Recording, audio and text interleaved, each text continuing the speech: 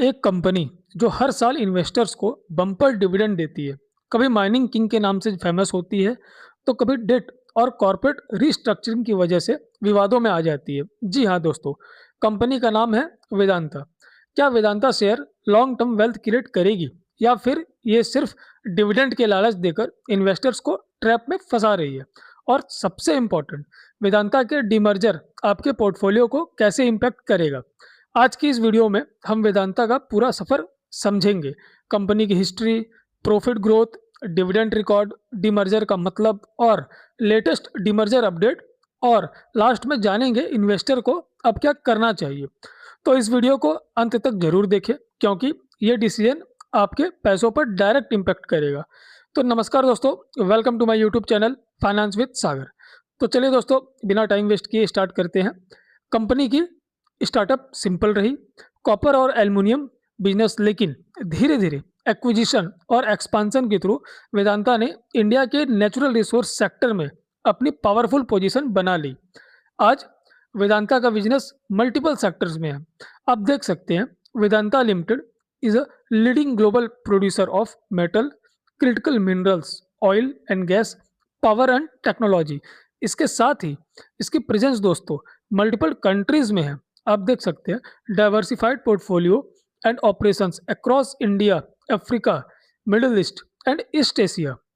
वेदांता की revenue primary community sector से आती है, यानी अगर zinc price strong, aluminium demand high और ऑयल प्राइस स्टेबल रही तो कंपनी ह्यूज प्रॉफिट कर सकती है। लेकिन ग्लोबल स्लोडाउन या मेटल प्राइस गिरने पर प्रॉफिट शार्पली इम्पैक्ट होता है। इसका मतलब हाई रिवार्ड के साथ साथ हाई रिस्क स्टॉक भी है। अब बात करते हैं डिविडेंड की। वेदांता का नाम डिविडेंड इन्वेस्टर्स के लिए काफ़ी पॉपुलर रहा है। कंपनी ने कई बार एक्स्ट्रा ऑर्डिनरी डिविडेंड अनाउंस किए हैं। कुछ इन्वेस्टर्स ने वेदांता को डिविडेंड मशीन तक कहा है, लेकिन सिर्फ डिविडेंड के लिए हमें किसी स्टॉक को नहीं खरीदना चाहिए। कंपनी के बिजनेस और प्रॉफिट को देखकर प्रॉपर एनालिसिस करके ही हमें किसी कंपनी में इन्वेस्ट करना चाहिए। अब आते हैं सबसे इंपॉर्टेंट टॉपिक पे, वेदांता डीमर्जर। पहले हम डीमर्जर को सिंपल लैंग्वेज में समझते हैं।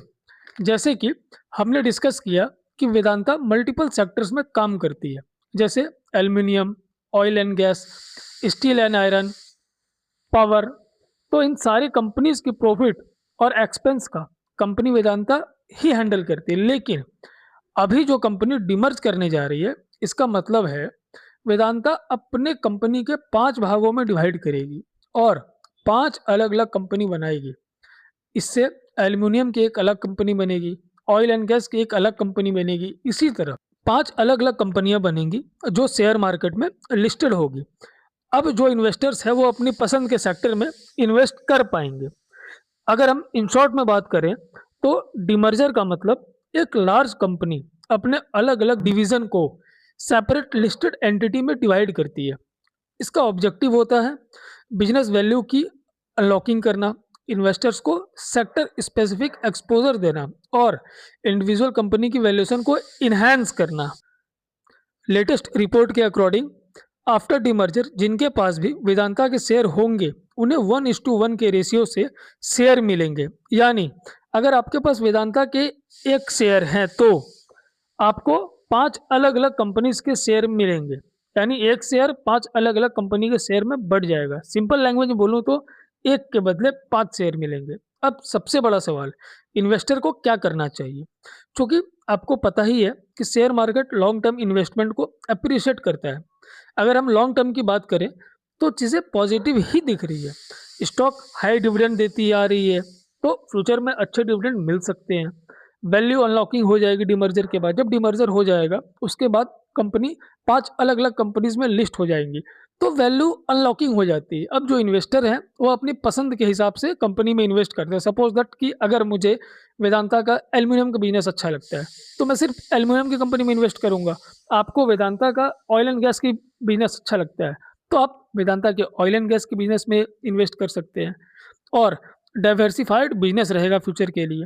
तो दोस्तों, अभी हमने जितना भी बात किया वेदांता के रिगार्डिंग, अब हम आते हैं कंक्लूजन पे। अगर आप डिविडेंड फोकस इन्वेस्टर हैं तो आपको वेदांता अट्रैक्टिव लग सकता है। अगर आप स्टेबल ग्रोथ इन्वेस्टर हैं तो रिस्क मैनेजमेंट जरूरी है।